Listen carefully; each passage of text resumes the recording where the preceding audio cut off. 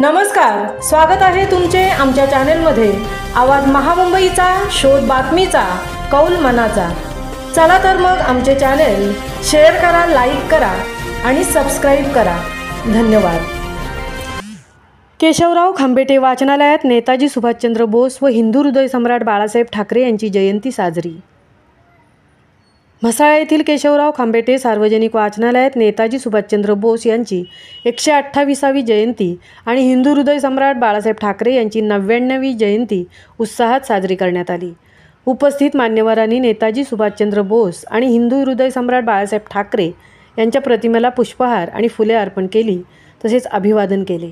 यावेळी वाचनालयाचे अध्यक्ष संजय खांबेटे, खजिनदार सुनील उमरोटकर, संचालक दिलीप करंबे, कृषी अधिकारी राजेंद्र ढंगारे, पर्यवेक्षक नरेश जायकर, DP सरनाईक, सुशीलकुमार गाडगे, विनोद सोनावणे, निलेश यादव, राहुल झडे, अशोक सानप, परशुराम नागती, प्रशांत पांडव, माधुरी कांबळे, ग्रंथपाल उदय करडे, सायली चोगले, प्राची मेंदडकर आणि वाचक वर्ग मोठ्या संख्येने उपस्थित होता।